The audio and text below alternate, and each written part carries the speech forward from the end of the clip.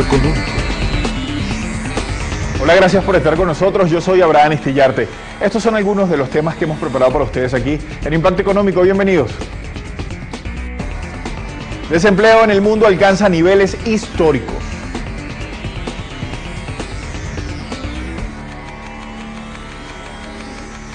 Países de América Latina avanzan en el cumplimiento de las metas del milenio.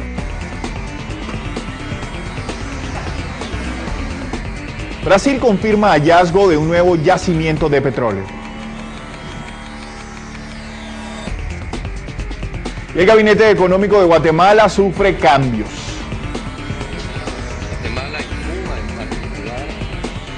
Vamos a comenzar de inmediato a revisar las informaciones que tenemos para ustedes y precisamente el tema de análisis del día de hoy tiene que ver con la seguridad social y los avances que se tienen en el mundo en relación a esto. El desempleo mundial supera los 210 millones de personas y esto lo ha dicho la Organización Internacional del Trabajo. Vamos a ver eso. Esta institución alertó sobre el creciente descontento y tensiones generadas por las medidas de ajuste y el incremento del desempleo. También informó que aumentan el número de trabajadores pobres que viven con menos de $1,25 por día, la economía informal y el trabajo vulnerable. En el marco de la reunión del G20 que se realizará el fin de semana en Canadá, la OIT dice que el mundo se enfrenta a una coyuntura crítica y que estas medidas pueden poner en peligro la misma recuperación que se trata de lograr y que también frenarán la recuperación del empleo en el corto plazo. Sin embargo, aseguran que las políticas económicas adoptadas por los gobiernos del G20 para responder a la crisis salvaron o crearon cerca de 21 millones de empleos en 2009 y 2010. De inmediato iniciamos el análisis y por eso vamos a hacer un contacto con Ginebra. Allí se encuentra Helmut Schwarzer, él es especialista principal en seguridad social para las Américas y es del Departamento de Seguridad Social de la Organización Internacional del Trabajo. Le preguntamos de inmediato al señor Helmut, ¿cuál es la situación de la seguridad social en el mundo? Para el 2003, la OIT anunciaba que 1 de cada 5 personas contaba con una adecuada seguridad social. ¿Cómo ha evolucionado esa cifra? ¿Ha mejorado o se ha mantenido?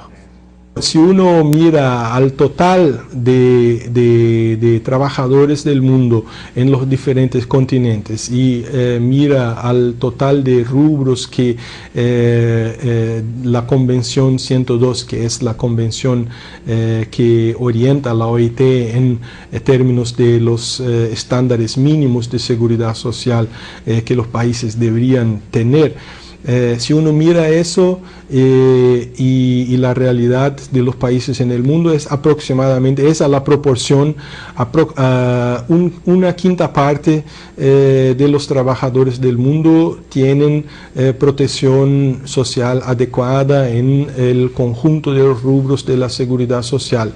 Para los demás trabajadores hay protección parcial o en algunos casos no hay ninguna protección.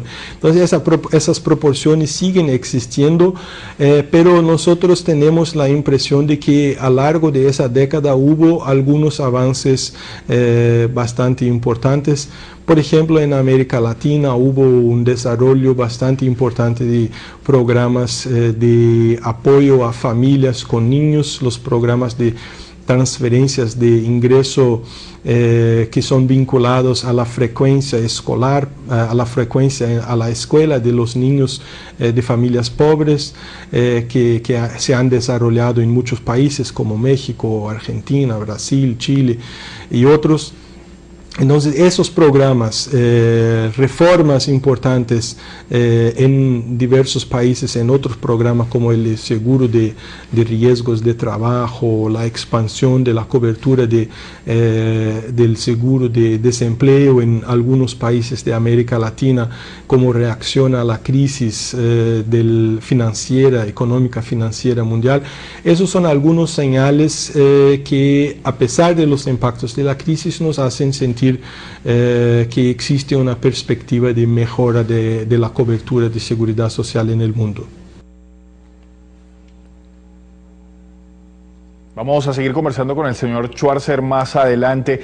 Vamos a revisar otra información. Los países de América Latina aún avanzan en el cumplimiento de las metas del milenio fijadas por la Organización de Naciones Unidas que buscan mejorar la calidad de vida de los habitantes de la región. Veamos algunas consideraciones hechas por la ONU sobre esto.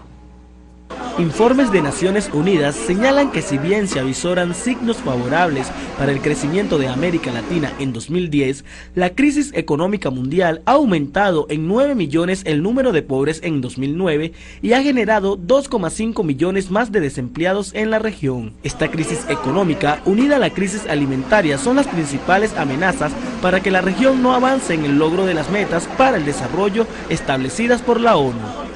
La organización ve como fundamentales el rol de las políticas sociales para promover el desarrollo humano, y en la región destacan programas como Oportunidades en México y Bolsa Familia en Brasil, entre otros programas que ya alcanzan actualmente a más de 22 millones de familias en 17 países de la región, lo que corresponde a 101 millones de personas o el 17% de la población de América Latina y el Caribe. Estados Unidos posee uno de los sistemas de salud más costosos y menos eficaces comparado con otros países desarrollados. Esto según un informe difundido en Washington. Veamos eso. El informe elaborado por la Fundación Riqueza Común estudió aspectos como salud, esperanza de vida, accesibilidad y eficacia entre los Estados Unidos y Canadá, Alemania, Holanda, Australia, Nueva Zelanda y Gran Bretaña, todos países desarrollados.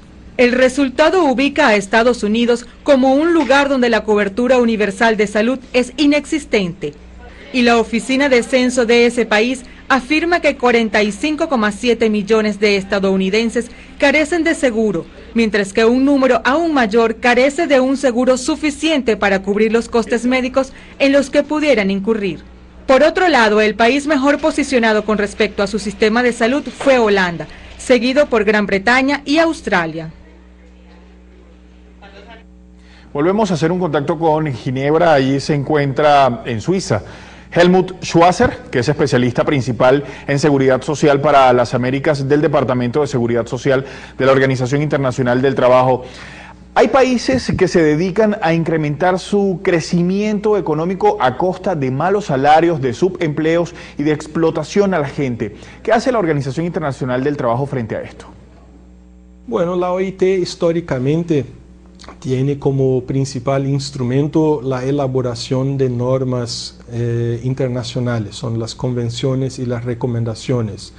Desde su origen, 1919, la OIT, que es una institución tripartita, tiene en su constitución la participación de gobiernos, de trabajadores y de empleadores, ha construido esas normas internacionales que tratan de los diversos aspectos de los derechos laborales, los derechos de protección social de los trabajadores en el mundo. Y el instrumento principal para que esas normas sean aplicables es la ratificación por los diversos países. Entonces la OIT, una de las tareas de la OIT importante es el apoyo y el aconsejamiento a los países del mundo en relación a la ratificación de las normas laborales y de protección social en el mundo. Una de ellas yo les he mencionado, la Convención 102 de la OIT, que trata de la protección de en el caso de la seguridad social. Hay otras normas, hay normas relativas a los diversos rubros de seguro social, hay normas relativas, convenciones y recomendaciones en relación a la seguridad en el trabajo, a los derechos de los trabajadores, etcétera, etcétera. Aún nos queda por conversar con el señor Schwarzer más adelante. Les contamos que el gasto promedio en seguridad social para los 47 países de Europa y Asia Central es de 25,6% del Producto Interno Bruto, con importantes diferencias entre esos países. Veamos eso. Como cuna del seguro social es en Europa donde existen los regímenes más antiguos y desarrollados del mundo. Entre los países de la Unión Europea, el gasto social es superior al 30% del Producto Interno Bruto en Bélgica, Francia y Suecia, e inferior al 15% en Estonia, Letonia, Lituania y Rumania. En los países que no son miembros de la Unión Europea, el gasto social es promedio al 13% del PIB. Sin embargo, estos países representan grandes diferencias. Croacia y la República de Macedonia gastan más del 20% del Producto Interno Bruto, mientras que Armenia y Azerbaiyán gastan menos del 10%. Una vez más hacemos contacto con Helmut Schwasser desde Suiza para preguntarle por qué los países más industrializados, los de economías más grandes como los del G8 o los miembros de la OCDE, enfrentan los problemas de su déficit de deuda, desmejorando la calidad de vida de los ciudadanos de sus países. En ese caso, se está pensando primeramente en la salud de la macroeconomía y no en los trabajadores. ¿Es así? A mí no me gustaría analizar cuáles han sido las políticas específicas de reacción de los diversos países frente a la crisis macroeconómica. A mí lo que me gustaría subrayar es la preocupación de la OIT con el impacto de la crisis sobre el mercado de trabajo y sobre los sistemas de protección social, donde nosotros pensamos que es importante que existan medidas para balancear los sistemas de protección social, para que se cree un crecimiento que genere más empleos. El Pacto Mundial por los Empleos, que fue discutido en la Conferencia Internacional del Trabajo del 2009, camina con una serie de recomendaciones en relación a eso, y también con políticas para fortalecer los sistemas de protección social, como por ejemplo la garantía de un piso de protección social para todos los ciudadanos. Agradecemos al señor Helmut Schwasser por haber estado con nosotros aquí en Impacto Económico, representante de la Organización Internacional del Trabajo para América Latina. Ya se encuentra con nosotros nuestro entrevistado en piso el día de hoy, que es el profesor Luis Matos, a quien le agradecemos haber venido. Y también vamos a conversar con usted de este tema, profesor, y le vamos a preguntar en relación a el logro que han tenido los países de la región para proveerle seguridad social a sus pueblos. Pero eso vamos a hablarlo más adelante porque tenemos que hacer nuestra primera pausa. A la vuelta tendremos este análisis aquí en Impacto Económico.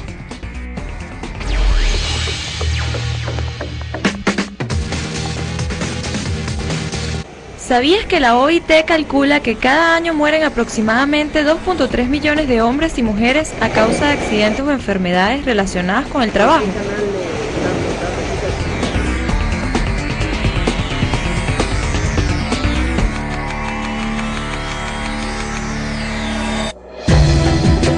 Este jueves 24 y viernes 25 se reúnen en Otavalo, provincia de Imbabura, Ecuador, los jefes de Estado de la ALBA TCP para impulsar los procesos de interculturalidad y plurinacionalidad en la región. Se estarán abordando los temas de interculturalidad en la gestión pública, racismo y discriminación, cambio climático y derechos de la naturaleza, comercio exterior entre los pueblos. Este jueves y viernes, Cumbre de la ALBA TCP en Ecuador. Telesur está presente.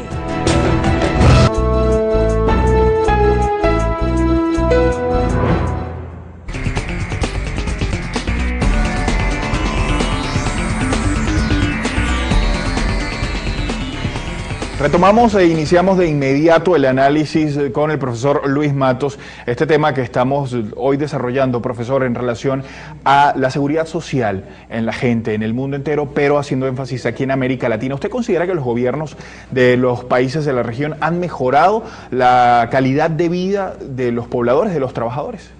En lo que va de siglo, del siglo XXI, han mejorado en líneas generales bastante. Es muy grato saber que Venezuela va a la cabeza de quienes mejoramos y algunos países. Lamentablemente hay todavía subempleo, lamentablemente también hay explotación infantil y hay explotación de las mujeres. Y también se recurre a algo que es casi un truco.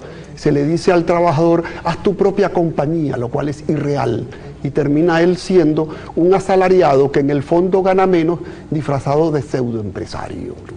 Eso hay que tener cuidado cuando hablamos de la cobertura social, porque esto no es ya un trabajador, solo porque tengo una microempresa, no. Y sin embargo, nos consta que los costos sociales, muy especialmente alimentación y salud, van creciendo en una proporción mayor que en las décadas anteriores. Profesor Matos, yo lo quiero invitar a que revisemos otras informaciones importantes del día de hoy para seguir analizando este tema. Brasil, por ejemplo, cuenta con un nuevo pozo en el que recae la mayor reserva de hidrocarburos de esta nación, calculada entre 5 y 8 mil barriles de petróleo. El Tupí Alto, como se le conoce, es un hallazgo de la empresa británica energética BP Group, quien confirmó el inmenso potencial del yacimiento submarino del Tupí a 2.111 metros bajo el agua y a unos 275 kilómetros de Río de Janeiro, en la cuenca de Santos, en el litoral de Brasil. Los trabajos exploratorios en el yacimiento brasilero de Tupí iniciaron en 2009 y en ellos la estatal petrolera Petrobras participa con el 65% de las acciones. El gobierno de Bolivia anunció un crecimiento de 3.26% en su economía en el primer trimestre de este año en relación al mismo periodo de 2009, cuando registró un crecimiento de 2.11%. Fue en este mismo periodo de 2008 cuando aumentó 6.15% gracias a la expansión de la minería, la construcción, la industria manufacturera y la inversión estatal. El gobierno de Evo Morales espera que su economía crezca este año en 4.5%. Hubo recientemente un anuncio importante por parte del gobierno venezolano donde hizo una explicación, una exposición completa al presidente de la Asamblea General de la Organización de las Naciones Unidas y a los técnicos especializados de la ONU en relación al cumplimiento de muchas de las metas del milenio y además cómo va avanzando en el cumplimiento de otras. ¿Usted, cuál considera usted que es la importancia de ese hecho puntual en Venezuela? La importancia es que estamos cada vez más distribuyendo más equitativamente las riquezas naturales que nos pertenecen a todos, que es lo más importante, porque aquí tradicionalmente, y quizás en esta tierra desde hace a lo mejor 5 siglos, se ha visto esto como que la gran riqueza natural es de todos menos de los naturales de este país. En estos 10 años hemos visto un crecimiento de esa mejoría en la distribución, y eso por supuesto en la parte social y en la parte del trabajador lo beneficia directamente. Yo quiero insistir en que nosotros tenemos que utilizar ese indicador también como un indicador de la medición de la economía, y no solamente los que tradicionalmente señalan que sí, el Producto Interno Bruto como si fuera lo único que mira la economía, lo cual es falso. Nosotros tenemos que ver el bienestar del trabajador, el bienestar del venezolano común y el acercamiento a, como llamaba el Libertador, a la muralla de las luces, porque la educación forma parte de eso. Profesor Matos, ¿cómo puede un gobierno como el venezolano lograr a esos avances en el marco de una crisis económica mundial?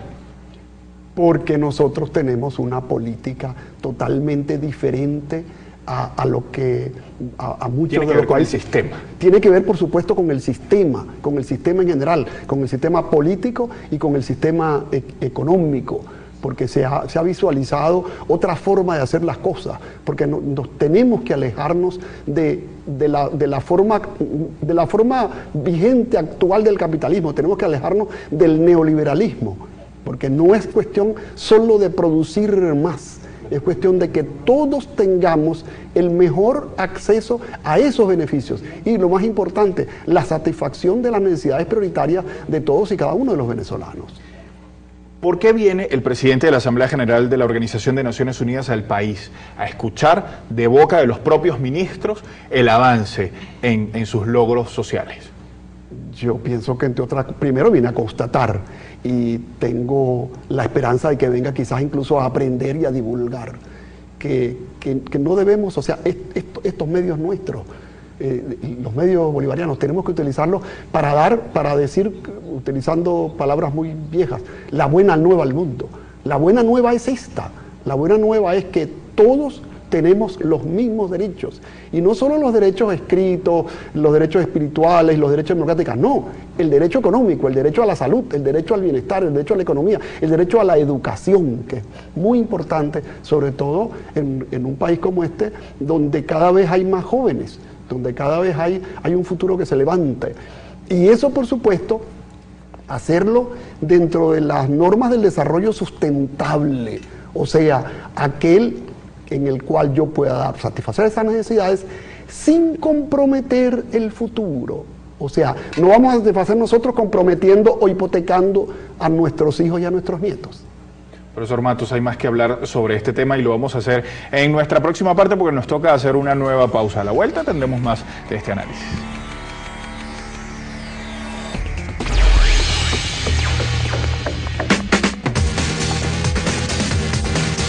¿Sabías que en los países industrializados los trabajadores de la construcción tienen más probabilidades de morir por causa de accidentes en el trabajo?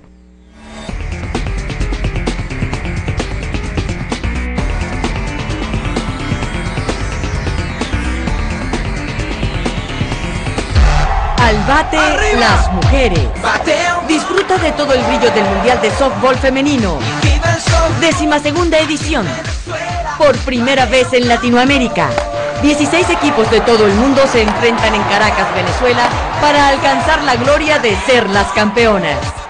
Del 23 de junio al 2 de julio, Mundial de Softball Femenino, por Deportes Telesur. Venezuela será el país campeón. En vivo, Mesa Redonda Internacional, Honduras, a un año del golpe. Hoy, solo por Telesur.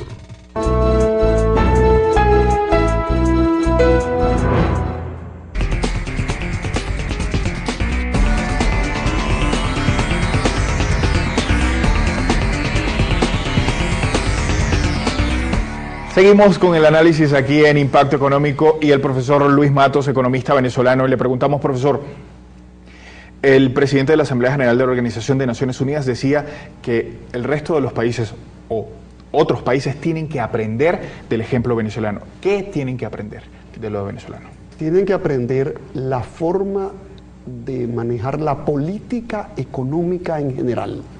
No solo la política interna desde el punto de vista de los derechos humanos, que ya es bastante, sino la forma de distribuir los ingresos y la forma de manejar la economía del país, no solamente con la administración de los recursos, sino una verdadera política económica, poniendo al hombre, al ser humano, al hombre y a la mujer como el centro del sistema.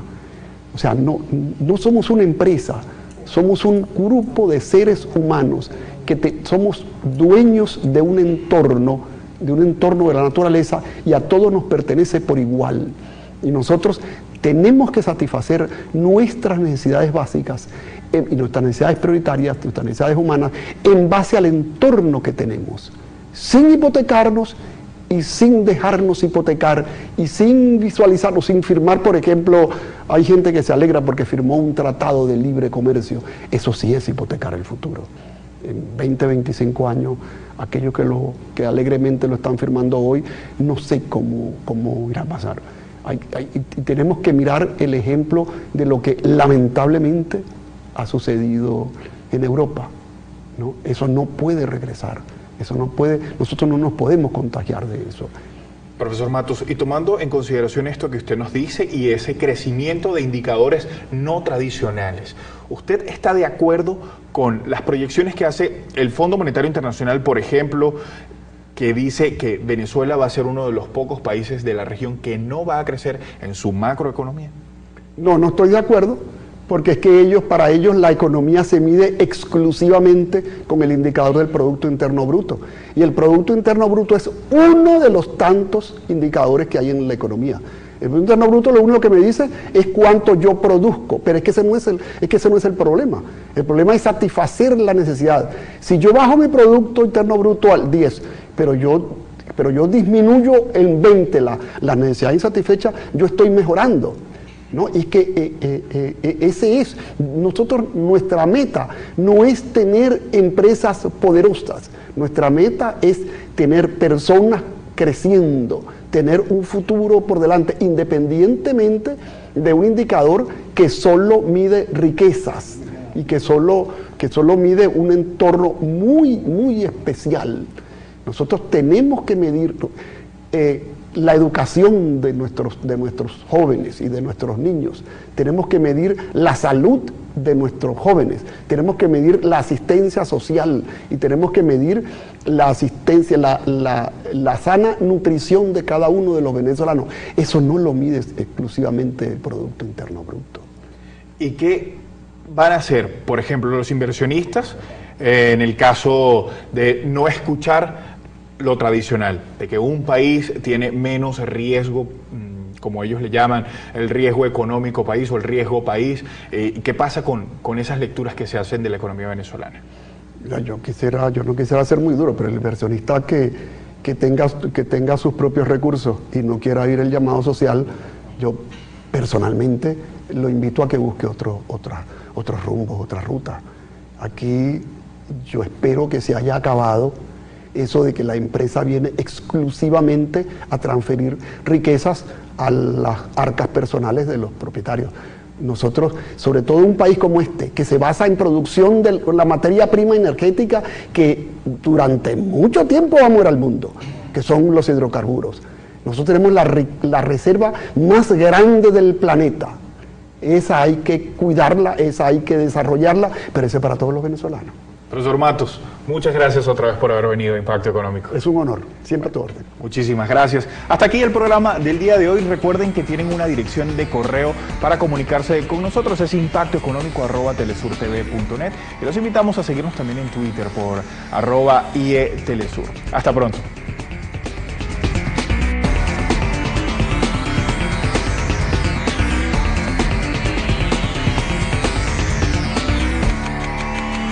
Impacto Económico.